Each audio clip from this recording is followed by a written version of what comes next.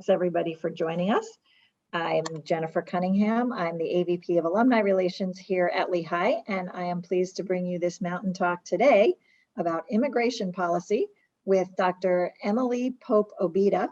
She's an assistant professor in Lehigh's history department in the College of Arts and Sciences. Emily got her undergrad at Brandeis and then her PhD at the University of Illinois. Previously, she was a lecturer at Harvard and a postdoc at Emory. And she came to Lehigh at the wonderful time of fall 2019. So she had a couple months to get used to life. It's normal in Bethlehem, and we're really pleased that she's with us here today. All right, Emily's going to speak for about 10 minutes, and then we're going to open it up to your questions. The way you will do that is through the chat box. I see that a couple people have already learned how to do that. So you can either type your question or comment to all panelists, which means that I will see it and I will read it aloud to Emily, or you can include panelists and attendees so everyone else can see your question too. And then I'll read those to Emily as well. So you can wait until the end to ask your questions, or you can put them in as we go if there's something that you need clarification on. Well, take it away, Emily. Great, thank you so much for joining me for this, and thank you so much to the organizers for inviting me and for putting this together. I'm really glad for the opportunity to speak with all of you. So obviously I am just going to kind of barely scratch the surface of immigration policy in this short time, but I kind of wanted to start us off by gesturing at how we might reconsider and complicate some of our notions about the US as a nation of immigrants, which is kind of one of our most common phrases about the country, but it's always been a fraught one. Partially because of who it ignores altogether in terms of indigenous people and enslaved Africans, but also because we've been a nation of immigration restriction from the start, a place where those who were deemed desirable socially were welcomed, and those who were deemed undesirable have been met over the last couple of centuries with a growing infrastructure for exclusion and removal. And so one of the things I want us to think about is we often kind of hear a lot of rhetoric about our current moment of crisis, but really historicizing that notion, because the claims about crisis in immigration are basically as old as the country. They've differed in terms of political agendas, economic conditions, the groups that are targeted, but they fit within a broader history of stigmatization and criminalization of immigrants in the nation. So please do kind of come back at me with questions about things I just kind of briefly touch on or don't touch on at all. But I'll give a little bit of an overview of historical developments. So right after the formation of the new nation of the United States, there were relatively few immigration policies passed. One of the most notable was the Nationality Act of 1790, which restricted naturalization to white people. And then the Alien and Sedition Act, which created an avenue for exclusion and deportation based on political dissent. But for most of the first century of the country, immigration restrictions were actually carried out at state levels, often by those seeking to regulate or expel impoverished foreign-born people from settling within their borders. But starting after the Civil War, immigration control was reorganized under the federal government and really took off. There were a quick series of restrictions passed at the end of the century, which massively reshaped immigration. Notably, a lot of these laws were explicitly targeting a particular nationality or race, such as the 1875 Page Act, which banned Asian women suspected of prostitution, and then, of course, the infamous Chinese Exclusion Act, which would remain in place until World War II. And these acts were accompanied by extreme racist hostility to Chinese immigrants throughout the country, especially in the West, and extensive incidents of violence against them. But shortly before and after the turn of the century, those restrictions were also joined by a number of other ones that applied to all nationalities of immigrants, that barred people and made them deportable after entry on the basis of a range of criteria. In rapidly industrializing America, with a demand for able-bodied, low-wage labor, Many of those criteria for removal were centered around people who were deemed so-called unproductive or unprofitable as wage laborers, or likely to be a so-called burden on the public resources. And that included people with various illnesses, including physical and mental disabilities, who were some of the main targets. Other criteria focused on those designated as politically or morally dangerous, anarchists, criminals of various kinds, bigamists, or others who had violated sexual norms in various ways. And in the kind of period of World War II and World War I and its immediate aftermath, you get a new series of laws. The 1917 Barred Zone Act designated a massive area throughout Asia from which most migrants were categorically excluded, with some exemptions for government officials, ministers, and certain kinds of students or professionals. But this really took Chinese exclusion and extended it massively as kind of one of the most encompassing race-based exclusions. In 1924, the very well-known Quota Acts, which had begun in 1921 with an emergency version, really were a response to the changing face of immigration from Europe. So throughout the kind of turn of the century period, there had been a shift from largely Western and Northern European immigrants who were being increasingly outnumbered by Southern and Eastern European immigrants. And to a lot of nativist Americans, those people seemed more different from the people who were currently in the US. They seemed supposedly unassimilable and overly foreign. And a lot of that had to do not only with ethnic and racial prejudices, but with religious ones as well, since those immigrants were far more likely to be either Catholic or Jewish. And so in response, the Quota Acts created kind of a full regime of racial categorization by which certain countries got certain quotas of immigrants who could come. And that meant for the next several decades, the vast majority of immigrants who were able to come were from just a few countries, places like Britain, Ireland, and Germany. But the 1924 Act also fully solidified Asian exclusion, notably adding Japan and Korea, which had been exempt in the last act. And it also massively cut down on the number of Black immigrants who were able to come to the country, particularly those coming from the Caribbean. And so over the course of the 20th century, those criteria for restriction expanded, but they were also joined by new enforcement mechanisms and an expanded immigration bureaucracy, which was able to carry out unprecedented removals. Exclusions at the ports of entry rose, and deportations crept up from a few hundred a year to tens of thousands a year.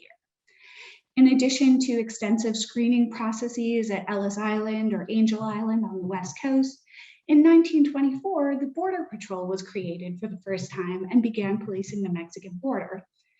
It was often a very violent institution, and from the start, there were kind of connections to white supremacist organizations, with many of the early Border Patrol members actually belonging to organizations like the Klan, which were heavily anti-immigrant. And then in 1929, Congress passed kind of one of the most momentous acts, which made unauthorized entry into the US a crime for the first time, creating that kind of tight link between the criminal justice system and immigration control that very much still persists to this day. Throughout the 1930s, there were a massive wave of deportation drives, although they were technically euphemistically called repatriation because the people removed didn't go through formal deportation proceedings. During the Depression, there were massive efforts to remove Mexican immigrants and Mexican Americans from the US. And some argued that this was a necessity to protect limited jobs and public resources for so-called real Americans. There are widely differing estimates, but historians put the number somewhere between 1 and 2 million. And of that estimate, more than half were American-born citizens of Mexican descent. And so those continued mechanisms for immigration control were also joined by continued debate over the racial boundaries of naturalization, or the ability to become a citizen once you were in the US. After the Civil War, naturalization laws expanded to include not only white immigrants, like from that 1790 Act, but people of African descent. But other racial categories continued to be excluded. Throughout the 1920s, there were a series of court cases that sought to determine the boundaries of whiteness itself, and the courts ruled that people of Asian descent were ineligible to become citizens. And that race-based criteria for naturalization wasn't overturned until 1952, when that Asiatic barred zone was finally rescinded as well. But highly unequal quotas continued, generally 100 people a year for most Asian nations. Also in the 1950s, you saw the rise of another series of massive deportation raids. And so there were a series of massive roundups, and you can see here in the press coverage, they were done under derisive and racist terminology. And well over 1 million Mexicans and a smaller number of Mexican Americans were removed throughout the late 1940s and 1950s through kind of informal returns. So you see this kind of continuation of episodic kind of supposed crisis moments when there's a massive push out of people across the Mexican border. The following decade, we see the 1965 Immigration Act, which is in a lot of ways the foundation of the modern immigration system. It did undo the quota system, and it created a new emphasis on family reunification and employment skills, which are still kind of foundational to our system. But it also implemented kind of across the board country caps of 20,000 people per country per year. And those led to massive challenges with authorized immigration from certain nations, which had already been sending far greater numbers, and contributed to a massive rise in unauthorized immigration in the decades that followed. While its planners had kind of meant for this act to help Southern and Eastern Europeans immigrate in greater numbers, it actually led to a much broader diversification and really changed the face of immigration in the decades that followed, meaning that far more immigrants were likely to come from Asia, Latin America, the Caribbean, and later on Africa. I also want to briefly touch on kind of the diverse treatment of refugee populations. So refugee policy is really a post-World War II product, but it's also been something that's always been shaped by foreign policy and political considerations, especially in the midst of the Cold War. So you see patterns like the really kind of eager welcoming of Cuban refugees who were fleeing a communist regime that the US was hostile to, but also massive rejection of Haitian refugees over subsequent decades, both because of US alignment with the kind of brutal regimes in Haiti, but also because of anti-Black sentiment in Congress. And you see that again in the role of kind of foreign policy with Central American refugees, especially in the 1980s, when you have kind of a very low rate of asylum granted to Central Americans who flee US-aligned authoritarian regimes. So I want to kind of talk about the foundations very quickly of our current situation in terms of border enforcement and deportation. That kind of further criminalization and expansion of border control really kind of heightened in the 1980s. IRCA in 1986, passed under Reagan, did create a form of amnesty where millions of undocumented immigrants were granted a pathway to citizenship. But it also vastly expanded border security, policing of migration, and employer requirements. And in the 1990s, that kind of increased under President Clinton with the Illegal Immigration Reform and Immigrant Responsibility Act of 1996, which is the basis of a lot of our modern deportation and detention. It created further border policing provisions, massively expanded the Border Patrol, instituted what's known as expedited removal, created mandatory detention in some instances, and increased penalty for unauthorized migration. So it really contributed to what we can see here, which is the massive expansion of deportation over the past few decades, including through kind of the development of massive raids of cities throughout the interior of the country. So this is certainly not just something that took place in border regions. It also led to increased border control efforts, including physical barriers to prevent migration. So while President Trump campaigned on building the wall, there had already been, before his election, hundreds of miles of physical barriers staffed with thousands of Border Patrol agents and a massive surveillance infrastructure. Those had begun in the final decades of the century before and expanded in the mid-2000s. And these really kind of instituted what we know of today as our kind of current intense emphasis on the border as a site of conflict over immigration policy. Subsequently, along the same time, there was also a massive rise in detention. And detention is kind of a complicated area because technically, under the law, immigrant detention is not punishment. It is merely an administrative procedure. But for immigrant communities who experience this, it is experienced as a very prison-like, very punitive system. And it includes many who have not even violated immigration guidelines, including people who have just presented themselves for asylum as asylum seekers and are waiting for their cases to be considered, especially because of the kind of massive backlog in immigration courts. And so there's a lot of other things I could touch on with our current landscape, but I just want to kind of briefly mention the kind of post 9/11 period, which did create a kind of emphasis on immigration and national security. So that reorganization of immigration under the 2002 Homeland Security Act and placing it under DHS for the first time in many ways really solidified the idea that immigration control was a matter of national security. It had already transitioned in 1940 from the Department of Labor to the Department of Justice. So we see this evolution over time of increasingly emphasizing the idea that immigration regulation is a matter of crime control, and so this criminalization of immigration. And so I think I'm probably way out of time, so I will stop there, and I look forward to all of your questions. Great, thank you so much, Emily. We do have a couple questions that came in. One from Cynthia. Can you please comment on how quotas were determined and the distinction between Northern Europeans and Mediterranean or Southern Europeans? And I will just say before you start, we do have at least 2 more questions. So maybe try to keep your answers brief so we can get through them all. Absolutely. So that actually is a great question because it was a heavily debated thing. This is something that Congress took several years to actually deliberate over how quotas would be set.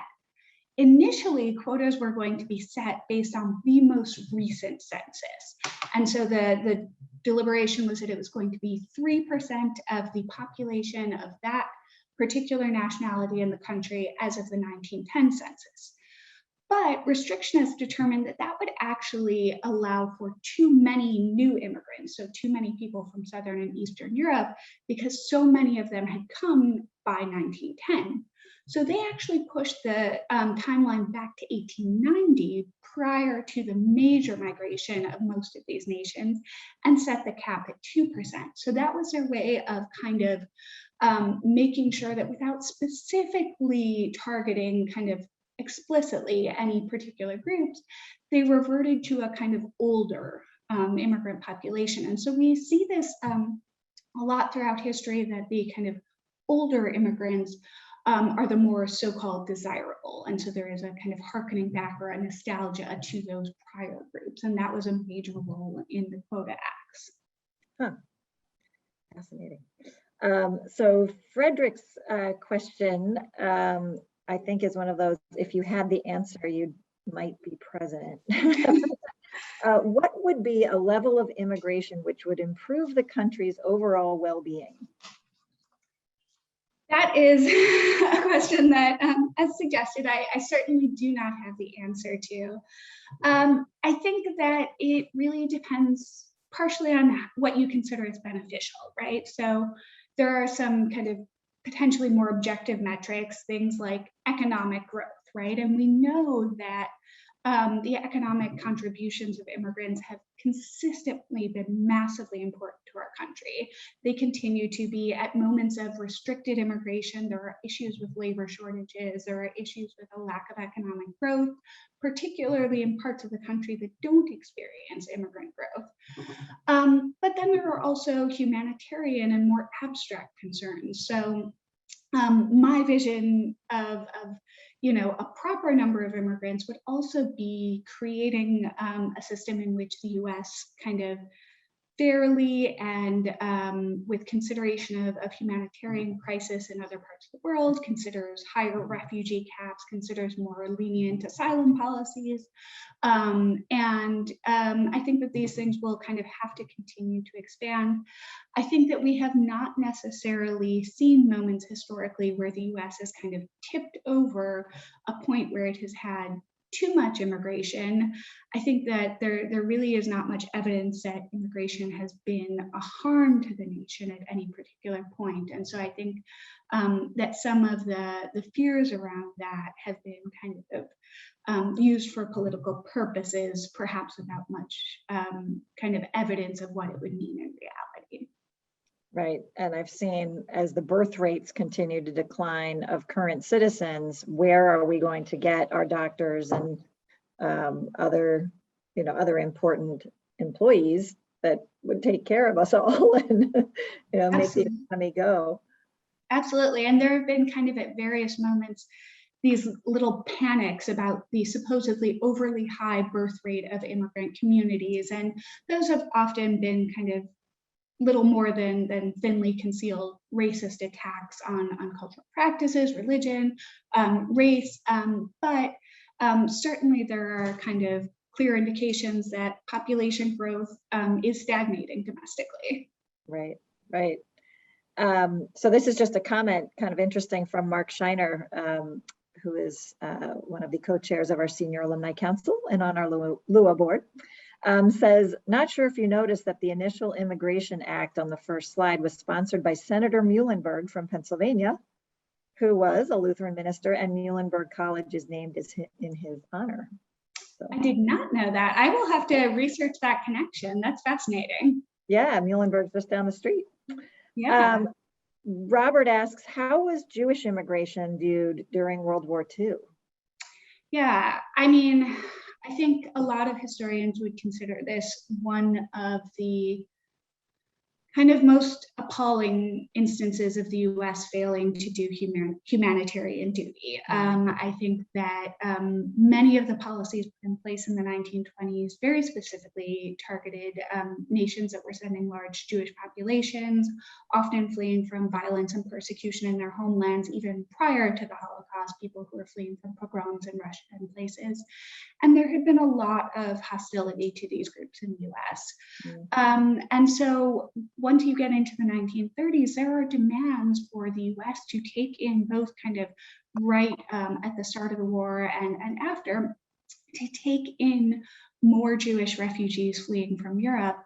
And under President Roosevelt, the US took a pretty hardline position that it was not making exceptions. It even turned away a boat of fleeing refugees, including numerous children who were sent back to Europe, most of whom perished in the Holocaust. And so a lot of people in the kind of post-war expansion of the US refugee system really pointed to that moment as a moment where the US failed to reckon with what a kind of closed border business as usual approach in the midst of international crisis could mean. Yeah. I'm going to skip to Jim's question. It's kind of aligns with that. How do we balance the horror of deportation and enforcement against the reality that in some cases the existing law is just being enforced? Mm-hmm. Yeah, absolutely. I mean, I think, of course, one of the things that could be done is a shift in law, right? But we have seen that it has been extraordinarily difficult to pass comprehensive immigration reform. I think that there are some instances in which we can see kind of cases where recent administrations have walked back some of the prosecutorial discretion that people have had in prosecuting immigrants.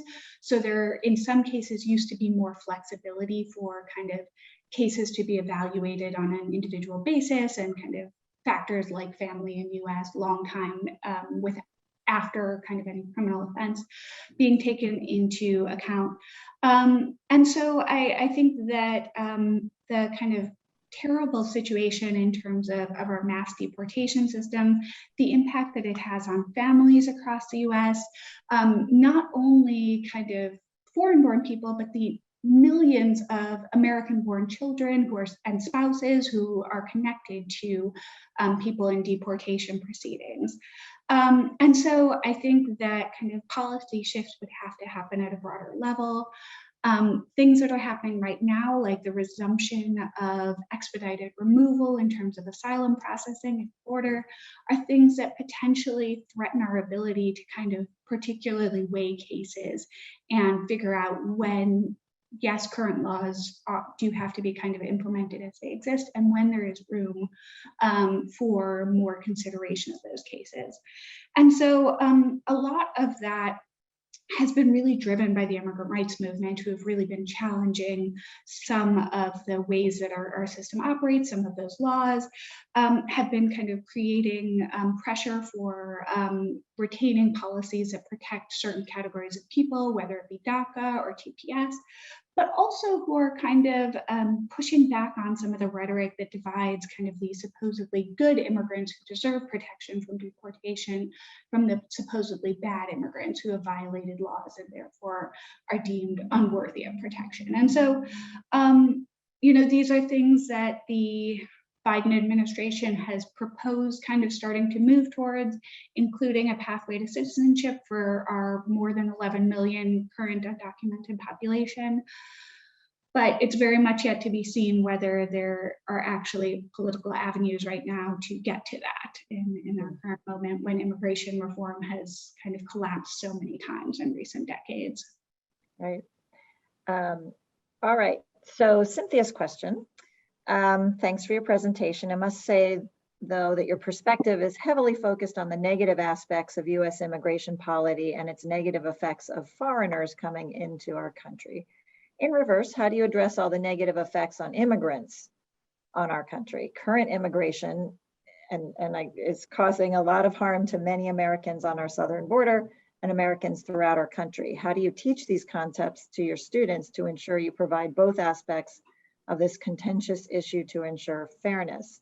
So if I may break that down, first of all, how much harm is it actually causing Americans on the southern border and throughout our country? I think that's a very political issue, divided by which news channel you watch. Am I right about that, or am I,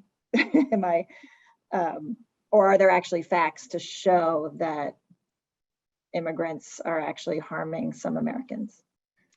Yeah, I mean, I think that there's a couple of different ways that people who point at that conceive of the idea of harm.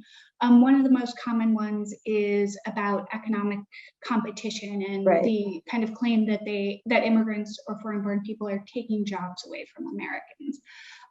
Pretty consistently, that has been proven to not really be true in terms of the jobs that are available, the will for taking them, the rates of pay, the extreme exploitation of many of those jobs that are kind of vastly represented by immigrant labor. And that's true historically as well as in the present. We also have to consider that kind of along with the longstanding tendency of the US there's always been this kind of tension in the US between an anxiety about immigration, a desire to kind of keep the boundaries of the nation set in a certain way, and the desire for low-wage labor from abroad.